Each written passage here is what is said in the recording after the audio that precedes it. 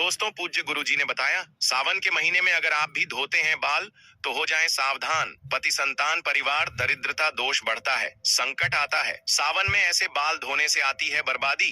दोस्तों, सावन का महीना 2025 11 जुलाई दिन शुक्रवार के दिन से शुरू होकर और 9 अगस्त तक रहेगा। सावन का पहला शुक्रवार यानी 11 जुलाई मां लक्ष्मी के आने का संकेत देता है। कई शुभ वर्षों के बाद आकर के ऐसा विशेष और दुर्लभ महासंयोग है 11 जुलाई 2025 का सावन, जो कि 11 जुलाई को सावन शुरू हो रहे हैं और इधर 11 जुलाई के दिन ही सावन शुक्रवार का दिन पड़ेगा। इस दिन खरीदारी का विशेष महत्व होता है। शुक्रवार का दिन धन लक्ष्मी को समर्पित है। मेकअप आदि खरीदने का, वस्त्र आदि खरीदने का तथा वाहन खरीदने का शुभ मुहूर्त खासकर सावन में शुक्रवार पढ़ना अत्यंत विशेष कार्य माना गया है। बहुत ही शुभ मौके पर सावन शुरू हो रहे हैं, जो कि साक्षात महादेव का आगमन हो रहा है। विष्णु जी तथा धन लक्ष्मी का आगमन हो रहा है। 11 जुलाई के दिन ही सावन शुक्रवार का पहला दिन पड़ने से 4 चांद लग गए हैं। तो समझो भैया, महादेव के साथ साथ साक्षात लक्ष्मी नारायण तथा मां पार्वती की विशेष कृपा भी बरसने वाली है। सावन शुक्रवार के दिन साक्षात शिव पधार रहे हैं। उनके स्वागत में कोई कमी नहीं होना चाहिए। भक्तों का बेड़ा पार लग जाएगा। दोस्तों, इस बार 4 सावन सोमवार पड़े हैं। पहला सोमवार व्रत 14 जुलाई के दिन मनाया जाएगा और दूसरा सोमवार व्रत 21 जुलाई को पड़ेगा और तीसरा सोमवार का व्रत 28 जुलाई के दिन मनाया जाएगा। ऐसे में चौथा जो अंतिम व्रत मनाया जाएगा उसकी तारीख है 4 अगस्त और समाप्ति 9 अगस्त को होगी। इसी दिन बहन अपनी भाई की कलाइयों पर रक्षा सूत्र यानी राखी बांधेंगी। रक्षाबंधन का मुहूर्त हम आपको अगली वीडियो में बताएंगे। सबसे पहले हम जानते हैं कि सावन के महीने में बाल क्यों नहीं धोना चाहिए। घर परिवार बर्बाद हो जाता है, पति की मृत्यु हो जाती है, संतान कष्ट होता है, व्यापार नष्ट हो जाता है, गृह क्लेश बढ़ जाते हैं, राहु केतु पितृदोष लग जाता है, संकट हमारे ऊपर मंडराने लगता है। आइए जानते हैं। दोस्तों, सावन के इस पवित्र महीने में भूल कर भी अपने केश यानी बाल ऐसे कभी मत धोना, बने बनाए काम सब बिगड़ जाते हैं। अगर आप भगवान शिव से प्यार करते हैं तो कमेंट बॉक्स में सच्चे दिल से लिखे हर हर महादेव, ओम नम शिवाय और हमारे चैनल को सब्सक्राइब करके इस बेल आइकन को जरूर दबाइएगा। महादेव के लिए एक लाइक तो बनता है, लाइक जरूर करें। दोस्तों, सावन का महीना बहुत ही शुभ और खूबसूरत महीना होता है। प्यार का महीना होता है। सावन का हर एक दिन उतना ही पवित्र माना जाता है जितना कि गंगा जल माँ का आंचल। सावन में शिव जी की पूजा अर्चना करने से मनोकामना पूर्ण होती है। अच्छे वर की कामना करने वाले लोग सावन सोमवार व्रत अवश्य रखें। जो महिला सावन सोमवार का व्रत संपूर्ण करती हैं, तो साक्षात महादेव उनके लिए वर स्वयं ढूंढते हैं और वह वर कोई मामूली वर नहीं होता, साक्षात अपितु उसमें महादेव का गुण होता है। उसे वर को महादेव का आशीर्वाद मिलता है, प्राप्त होता है। मां पार्वती का आशीर्वाद मिलता है। धन लक्ष्मी उसके जीवन में हमेशा बनी रहती है। आपको बता दें, सावन जब बरसते हैं तब अक्सर हम उसमें स्नान करते हैं तथा बालों को धोते हैं। पूरे सावन हम खुशी से बरसात का लुत्फ उठाते हैं। लेकिन क्या आप जानते हैं, सावन के इस पवित्र महीने में किसी भी महिला को ऐसे बाल कभी नहीं धोने चाहिए। हो जाती है पति की मृत्यु, पति का काम धंधा बिजनेस सब ठप हो जाता है, संतान को मिलते हैं कष्ट। आइए जानते हैं। दोस्तों, आज का विषय है सुहागिन महिलाएं किस दिन बाल धोएं और किस दिन न धोएं। सुहागिन महिलाएं गृह लक्ष्मी होती हैं। गृह लक्ष्मी यानी कि घर की सुख समृद्धि आप पर निर्भर है। ऐसे में सुहागिन महिलाओं को कब अपने बाल या फिर सिर धोना चाहिए और कब नहीं, ये तिथि और वार पर निर्भर है। दोस्तों, पहले बात करते हैं तिथि की। अमावस्या, एकादशी और पूर्णिमा के दिन बाल नहीं धोने चाहिए। बहुत ही घोर अनर्थ माना जाता है। ज्योतिष शास्त्र के अनुसार अगर देखा जाए तो अमावस्या, एकादशी और पूर्णिमा तिथि पर चंद्र या तो उच्च या फिर नीच स्थिति में होता है। ज्योतिष कहते हैं कि चंद्रमा मस्तक को प्रभावित करता है। दोस्तों, दूसरा, हमारे हिंदू पंचांग में तिथि के अनुसार ही व्रत और त्योहार मनाए जाते हैं। ये शुभ दिन है। इनके एक दिन पहले बाल धोने चाहिए, ना कि उस दिन पर। धर्मशास्त्रों के अनुसार माना जाता है कि सावन के महीने में किसी भी समझदार कन्या को, स्त्री को, औरत को सावन में जो वर्षा आदि होती है तो उसमें खुले बाल स्नान नहीं करना चाहिए। घोर पाप माना जाता है। इससे पितृ उत्पन्न होते हैं और पितृदोष लग जाता है। शास्त्रों के अनुसार हमारे एरश्य मुनि पुस्तक में बताते हैं, खुले बाल से जो पानी टपकता है उससे राहु की उत्पत्ति होती है और हमारे पितृगण नाराज होते हैं। तो आप जितना खुले बाल वर्षा आदि में स्नान करेंगे तो आपके बालों से पानी टपकेगा ही, जिसके कारण राहु की उत्पत्ति होगी और हमारे पितृगण नाराज हो जाते हैं, पितृदोष लग जाता है। उस महिला या स्त्री को भूत शक्ति लग जाती है। सावन के महीने में बहुत सी महिलाएं वर्षा आदि में स्नान करती हैं और वह ये भूल जाती है कि खुले बाल स्नान करने से पितृदोष लगता है, और जब पितृदोष लगता है तथा राहु नाराज होता है तब घर में किसी की मृत्यु अवश्य होती है तथा ग्रह कलेश, ग्रह दोष, महाकाल, सर्प दोष, शनि दोष, मंगल दोष भयंकर रूप ले लेता है। गुरु ग्रह भी साथ छोड़ देता है। इसी कारण वर्ष आदि में स्त्री या कन्या या महिला को स्नान करने से खुले बाल द्वारा मना किया गया है। आप अपने बाल बांधकर स्नान कर सकते हैं। बालों को अगर कसकर बांधकर स्नान किया जाए तो पितृगण नाराज नहीं होते, पितरों की तृप्ति नहीं होती, राहु दोष भी नहीं लगता। दोस्तों, अब चलिए जानते हैं वारों के बारे में। किन वारों में बाल नहीं धोने चाहिए, किन वारों में बाल धो सकते हैं। यहाँ भी आप एक बात का ध्यान रखें कि आप किसी भी वार का व्रत रखते हैं तो उस व्रत वाले दिन पर उस वार को आप बाल नहीं धोएंगे। एक दिन पहले ही बाल धोकर शुद्ध हो सकते हैं। दोस्तों, क्या रविवार को बाल धो सकते हैं? रविवार का व्रत रखते हैं या सूर्य देव की आराधना करते हैं तो रविवार को बाल न धोएं। यदि आप व्रत भी रखते हैं और किसी अनिवार्य कार्य की वजह से आपको रविवार को ही बाल धोना है तो आपके लिए ये उपाय है। दोस्तों, आप गुड़हल के फूल ले लीजिए, उन्हें थोड़ा सा मसल कर उससे जो रस निकलता है उसे अपने बालों में लगा लीजिए, उसके बाद बाल धो सकते हैं। दोस्तों, सोमवार क्या सोमवार के दिन बाल धो सकते हैं? आइए जानते हैं। सोमवार को बाल धो सकते हैं, लेकिन जो महिलाएं सोमवार का व्रत रखती हैं वे सोमवार को बाल भूलकर भी न धोएं। लेकिन किसी अनिवार्य कारणों से सोमवार को व्रत रखते ही बाल धोना पड़े तो उसके लिए ये उपाय है। हाथों से मसल कर फिर उसे अपने बालों में लगाकर बाल धो लीजिए। इससे आपके ऊपर बनने वाली अशुभता शुभता में बदल जाएगी और आप बाल धो सकते हैं।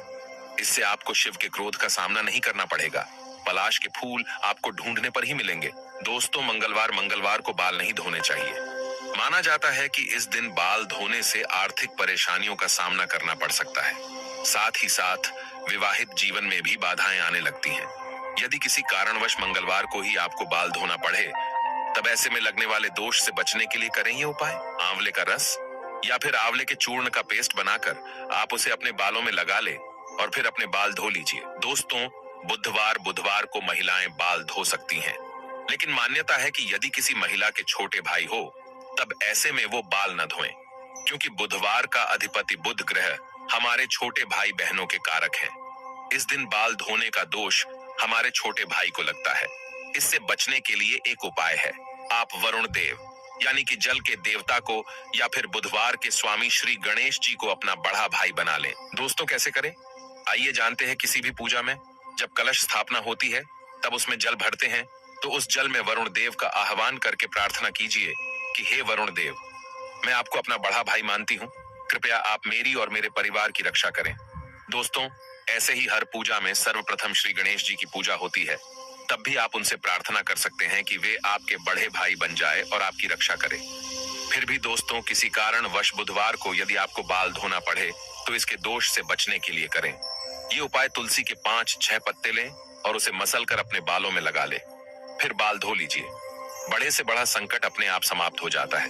यदि घर में तुलसी नहीं है तो आस पड़ोस में किसी से 5-6 पत्ते मांग ले। दोस्तों, गुरुवार को सुहागिन महिला ही नहीं, किसी भी स्त्री पुरुष को अपने बाल नहीं धोने चाहिए, नहीं तो आपको अगले जन्म तक इसका पाप लगेगा, क्योंकि गुरु ग्रह सबका गुरु है। आपको पता ही होगा कि गुरुवार को पोछा भी नहीं लगाना चाहिए। ऐसी मान्यता है कि गुरुवार को बाल धोने से या फिर घर में पोछा लगाने से ऐसे कार्यों से मां लक्ष्मी रुष्ट हो जाती है। गुरु का नाश होने से घर में कलेश बढ़ते हैं, बर्बादी आती है, घर का नाश होता है। दोस्तों, यदि गुरुवार को अनिवार्य कारणों से बाल धोने पड़े तो इसके दोषों से बचने के लिए करें ये उपाय। थोड़ी सी हल्दी लें या फिर बेसन, या आप इन दोनों को मिलाकर ही एक लेप बनाकर उसे अपने बालों में लगाए, फिर बाल धो सकते हैं। दोस्तों, शुक्रवार के दिन सुहागिन महिलाएं अपने बाल धो सकती हैं, लेकिन जिन महिलाओं के पुत्र हैं या फिर जिनकी पुत्र प्राप्ति की कामना है तो ऐसे में वो लोग शुक्रवार के दिन बाल न धोएं। यदि आपको शुक्रवार के दिन किसी अनिवार्य कारणों से बाल धोने पड़े तो उसके दोष से बचने के लिए करें ये उपाय। पहले अपने बालों में थोड़ा सा दही लगाएं, फिर बालों को धो लें। दोस्तों, बात करते हैं शनिवार की। शनिवार को सुहागिन महिलाएं अपने बाल न धोएं। शनिवार यानी कि शनिदेव का दिन माना जाता है। जैसे कि आप जानते हैं, सभी देवों में न्याय के लिए उच्च स्थान शनिदेव को दिया गया है। शनिदेव को न्याय का देवता कहा जाता है। एक तरह से आप इन्हें पूरे ब्रह्मांड का जज कह सकते हैं, और इसी कारण सभी लोग शनिदेव के प्रचंड क्रोध से भी डरते हैं। दोस्तों, यदि आपको शनि के प्रकोप से बचना है तो इस दिन आप बाल कतई न धोए। किसी अनिवार्य कारणों से इस दिन बाल धोने पड़े तो इस दोष से बचने के लिए पहले अपने बालों में कच्चा दूध लगाएं, फिर बाल धो लें। बालों में थोड़े से कच्चे दूध का छींटा लगाकर बाल धोने से शनि देव की बुरी दृष्टि नहीं पड़ती। और इतना तो आप कर ही सकते हैं कि थोड़ी से दूध का छींटा अपने बालों में लगाकर शनिवार को जरूर स्नान करें। दोस्तों, हम आपसे कुछ जरूरी बातें शेयर करना चाहते हैं, और वो ये है कि सुहागिन महिलाएं अपनी मांग में सिंदूर भरती हैं। शरीर के इस स्थान को यानी कि मांग को गंगा स्थल माना जाता है, तो जब यहाँ पर सिंदूर लगाया जाता है तो उसे गंगा सिंदूर कहते हैं। यही पवित्रता और सौभाग्य की निशानी है। इसी कारण जो सुहागिन महिला नहाकर मांग में सिंदूर भरती है वो पूजा पाठ में शामिल हो सकती है। अगर वो बाल न भी धोए तो क्योंकि उसे पवित्रता और सौभाग्यवती का वरदान मिला है। दोस्तों, लेकिन पुरुष को हर दिन बाल धोकर ही पूजा पाठ में शामिल होना चाहिए। एक और डाउट रहता है कि मासिक धर्म के दौरान आप बाल धोएं या नहीं। अलग अलग प्रांतों में इसकी अलग अलग प्रथाएं हैं। कई जगह तथा हमारे आस पड़ोस में तो आज भी मासिक धर्म के पहले, तीसरे और पांचवें दिन कंपलसरी बाल धोते हैं। इसमें तिथि या वार बिल्कुल नहीं देखा जाता। दोस्तों, वहीं डिलीवरी के बाद तुरंत आप तो जानते ही है कि माँ को बाल धोने ही क्या नहाने भी नहीं देते। 11वें दिन बाल धोए जाते हैं। लेकिन इस विषय में वार और तिथि का आप जरूर ख्याल रखें। दोस्तों, आगे माता सीता कहती हैं, किसी भी सुहागिन महिलाओं को ये 5 बातें पता होनी चाहिए, नहीं तो आपको तथा आपके पति को कभी भी मान सम्मान नहीं मिलेगा। आइए जानते हैं। माता सीता कहती हैं, स्त्री को सदैव अपने बाल बांधकर रखने चाहिए, क्योंकि बंधे हुए बाल रिश्तों को बांध कर रखते हैं। स्त्रियों के खुले बाल घर का विनाश करते हैं, जो कि इसका वर्णन महाभारत काल में मिलता है। खुले बाल नकारात्मक शक्तियों को आकर्षित करते हैं।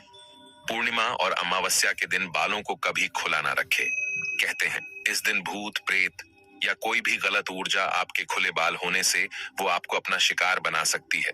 आपके पीछे धीरे धीरे दौड़ी चली आती है और आप गहरे कुएं में गिर जाते हैं, यानी संकट में आ जाते हैं। इससे बचने के लिए यह नियम तो मानने ही पड़ेंगे। माता सीता ने दूसरी बात बताई थी, कभी भी सुहागिन महिलाओं को पति के बगैर बाहर नहीं जाना चाहिए। इसे तत्काल बहुत ही घोर अनर्थ माना जाता है। माता सीता की तीसरी बात, किसी भी स्त्री को अपने घर की गुप्त बातें बाहर नहीं कहनी चाहिए। इससे उल्टा आपके घर का विनाश हो जाएगा। पड़ोसी के घर भी किसी भी सुहागिन महिलाओं को ज्यादा समय के लिए नहीं जाना चाहिए। ज्यादा तालमेल नहीं रखना चाहिए। माता सीता की चौथी बात, शादीशुदा महिलाओं को अपनी मांग सदैव भरनी चाहिए। जितनी लंबी आपकी मांग होगी उतनी ही आपके पति की उम्र बढ़ेगी। आपके पति को मान सम्मान मिलेगा। जो स्त्री अपनी मांग का सिंदूर छुपाती है या थोड़ा सा लगाती है, उसका पति भी समाज में छुप जाता है। ऐसी महिला का पति हमेशा हार का मुंह देखता है। माता सीता ने बताई थी 5वीं बात, सुहागिन महिलाओं को अपने पति की कोई भी निशानी कभी किसी को नहीं देनी चाहिए। इससे पति की मृत्यु निकट भविष्य में हो जाती है। पति की कोई भी निशानी पत्नी को सदैव दिल से लगाकर रखनी चाहिए। दोस्तों, अंत में माता सीता कहती है, स्त्री को सदैव अपने पति यानी कि परमेश्वर के पांव अवश्य दबाने चाहिए। पुरुष के घुटने से लेकर पिंडली तक का भाग शनि का होता है तथा स्त्री की कलाई से लेकर उंगली तक का भाग शुक्र का होता है।